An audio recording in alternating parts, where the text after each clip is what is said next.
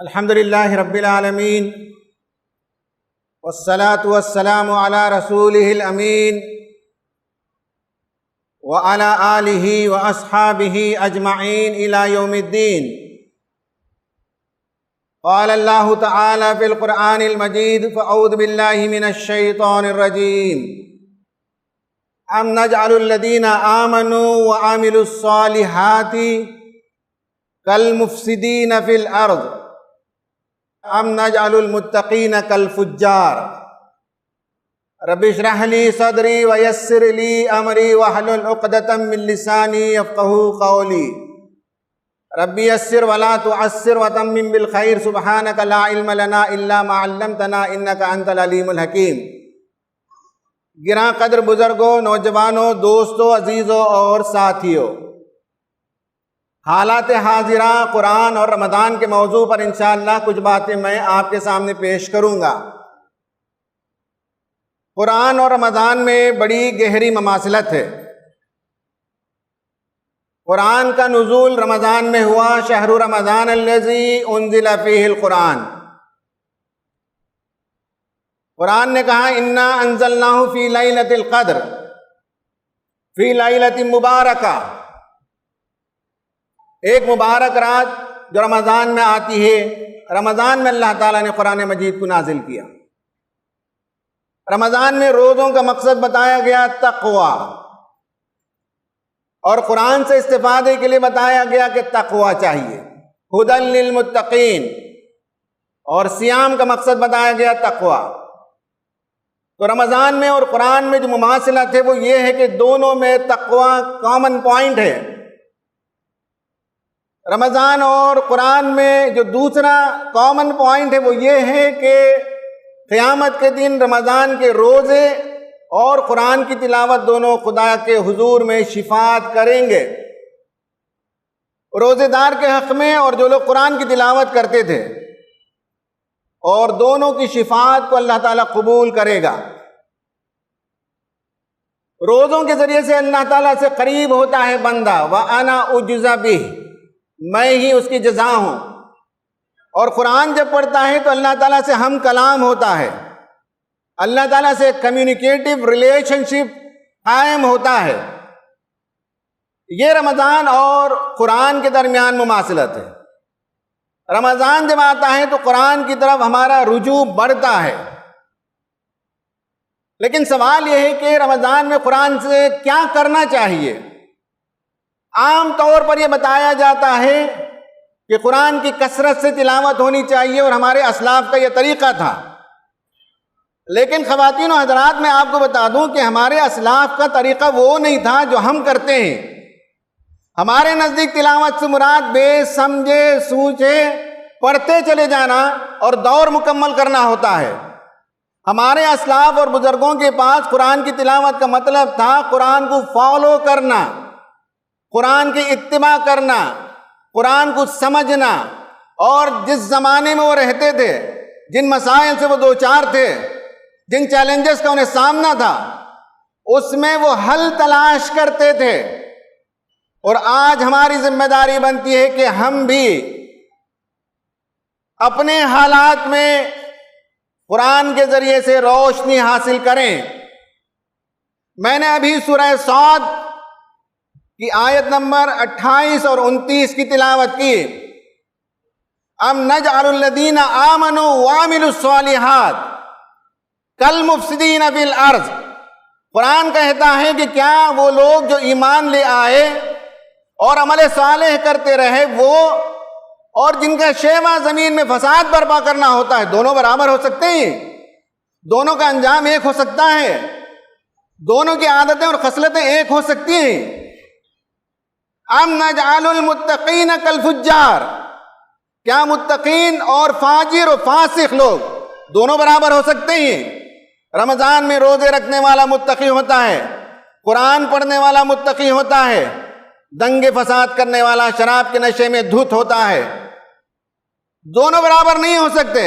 ام نجعل المتقین کالفجار، دونوں یکساں نہیں ہو سکتے، دونوں کے رویے ایک نہیں ہو سکتے۔ ایمان اور عمل صالح ایک طرف، اور زمین میں فساد برپا کرنا دوسری طرف۔ تقوی ایک طرف، فسوق دوسری طرف۔ پھر اس کے فوراً بعد اللہ تعالیٰ نے کہا کہ ہم نے اے نبی آپ کی طرف یہ کتاب بھیجی ہے، کتاب انزلناہ الیک مبارک لیدبروا آیاتہ، اس کتاب مبارک کی آیتوں پر تدبر کرو، وَلِيَتَذَكَّرَ أُولُو الْأَلْبَابِ، عقل والے اس میں غور و فکر کرتے ہیں اور نصیحت قبول کرتے ہیں۔ سامعین کرام، ہم میں سے جو لوگ عقل رکھتے ہیں ان کے لیے قرآن نے کہا کہ قرآن میں غور و فکر کرنا ان کی ضروری صفت ہے، اس سے نصیحت حاصل کرنا ان کے لیے لازم ہے۔ جو عقل نہیں رکھتے انہیں معاف ہے، جو عقل رکھتے ہیں ان کے لیے کہا کہ لازم ہے کہ قرآن میں تدبر کریں، غور و فکر کریں اور اس سے نصیحت حاصل کریں۔ سامعین کرام، ہم جس حالات میں گھرے ہوئے ہیں، آئے دن کوئی نہ کوئی شور و غوغا ہوتے رہتا ہے، آئے دن کوئی نہ کوئی اشغالیں چھوڑے جاتے ہیں۔ کبھی حجاب کو موضوع بحث بنایا جاتا ہے، کبھی حلال گوشت کو موضوع بحث بنایا جاتا ہے، کبھی اذان سے انہیں تکلیف ہوتی ہے۔ یاد رکھیے قرآن کہتا ہے وَكَذَلِكَ نَسْلُكُهُ فِي قُلُوبِ الْمُجْرِمِينَ،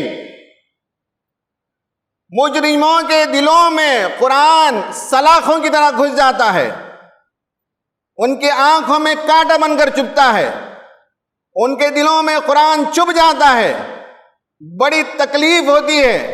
قرآنی تعلیمات، قرآنی آیات، قرآن کے واعظ و نصیحت کو جب سنتے ہیں تو مجرمین تل ملا اٹھتے ہیں، مجرمین کو برداشت نہیں ہوتا۔ قرآن صاف طور پر کہتا ہے۔ اس پس منظر میں مسلمانوں کو کچھ تعلیم دی گئی، مسلمانوں کو بتایا گیا اتا امر اللہ فلا تستعجلوا، سنو اللہ تعالیٰ کا فیصلہ صادر ہو چکا ہے، جلدی نہ مچاؤ۔ اس کے ہاں ایک ٹائم سکیل ہے، اس ٹائم سکیل پر اس کے فیصلے صادر ہوتے ہیں۔ عمل صالح اور فساد فی الارض دونوں برابر نہیں ہیں، تقوی اور فجر و فسوق دونوں برابر نہیں ہیں، اور خدا تعالیٰ کہتا ہے کہ اس کے ہاں ایک ٹائم سکیل ہے۔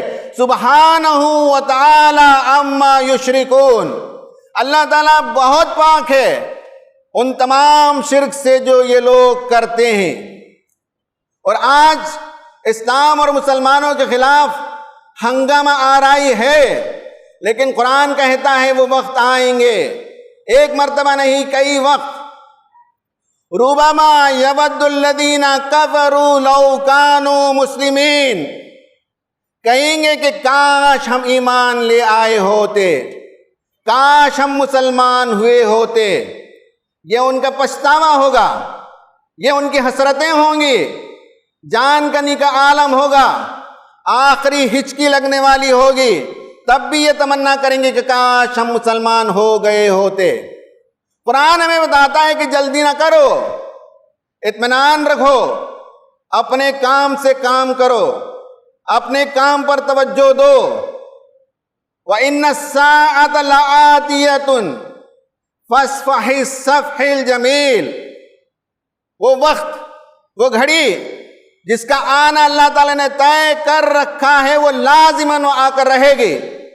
تب تک تمہیں عفو درگزر سے کام لینا ہے، بہترین طریقے سے نظر انداز کرنا ہے۔ بیئر ود دیم گریشیسلی ترجمہ کیا گیا۔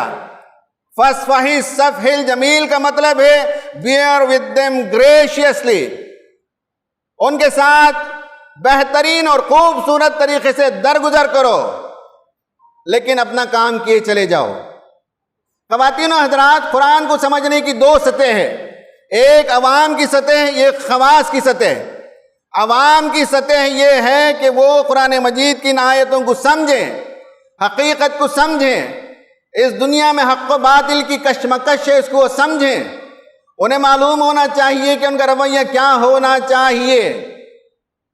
قرآن بتاتا ہے کہ اگر ظلم و ستم ہو جائے، وَإِنْ عَاقِبْتُمْ فَعَاقِبُوا بِمِثْلِ مَا عُوقِبْتُمْ بِهِ، بدلہ لینا ہو تو بدلہ لے سکتے ہیں، کانسٹیٹیوشنل رائٹ ہے، اپنا ڈیفنس، اپنی حفاظت، اپنی دفاع ہر شہری کر سکتا ہے۔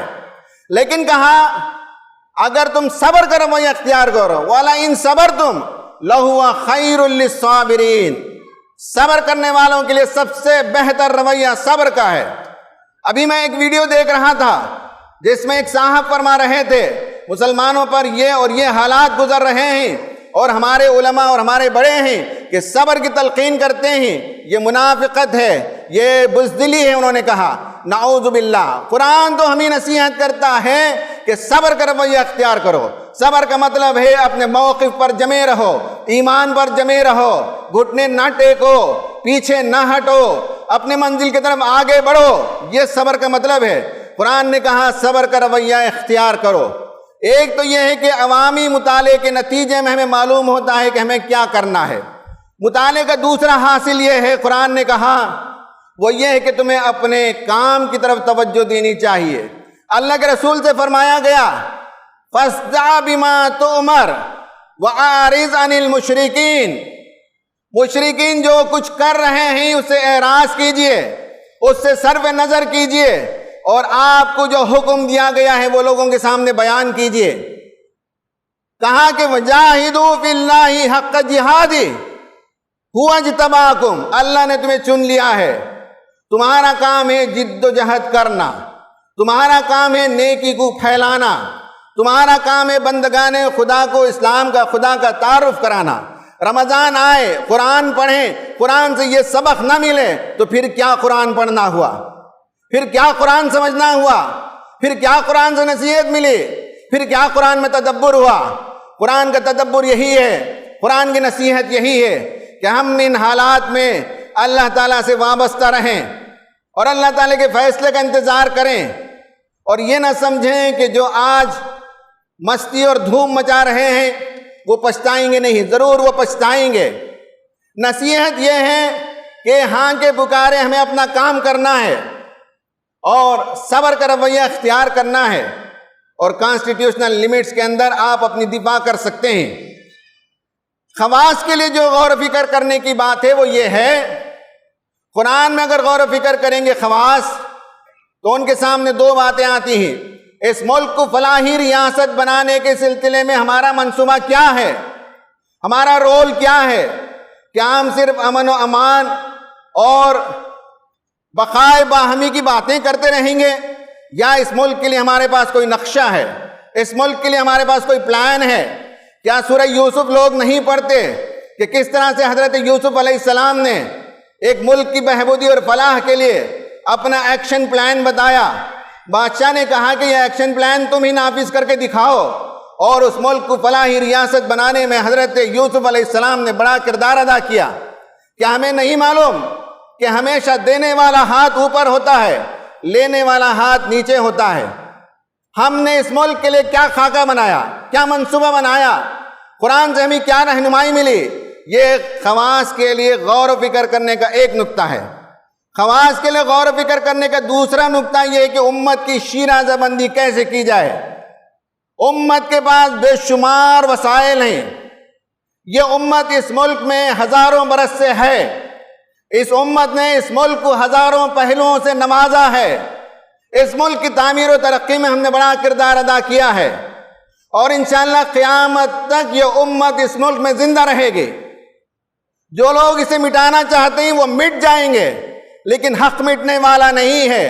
یریدون لیطفئوا نور اللہ بافواہہم واللہ متم نورہ، اللہ تعالیٰ کے نور کو بجھانے کی تمنا کرنے والے بجھ کر خاک ہو جائیں گے، لیکن اللہ تعالیٰ کا نور بجھنے والا نہیں ہے۔ لیکن اس ملک میں ہم آئندہ کیا دیں گے؟ ملت کی شیرازہ بندی کیسے کریں گے؟ ملت کے پاس جو وسائل ہیں، ملت کے پاس نوجوان ہیں، ملت کے پاس پڑھے لکھے لوگ ہیں، ملت کے پاس ادارے بھی ہیں، ایسا نہیں کہ بہت گئے گزرے ہیں۔ ہماری صورتحال بہت اچھی ہے، مطالعہ کریں، غور و فکر کریں، دیکھیں، لیکن یہ ہے کہ نیوز میں اور سوشل میڈیا میں جو باتیں آتی ہیں اس سے ہم متاثر ہو جاتے ہیں، ورنہ یہ ہے کہ یہاں ہمارے لیے بے شمار امکانات ہیں، بے شمار مواقع ہیں، بے شمار اپورچونٹیز ہیں۔ خماس کے لیے غور و فکر کرنے کا مقام یہ ہے کہ ہم اس ملت کی صلاحیتوں کو کیسے اس ملک کی تعمیر میں لگائیں گے۔ خواتین و حضرات، میں اپنی بات کو ختم کر چکا۔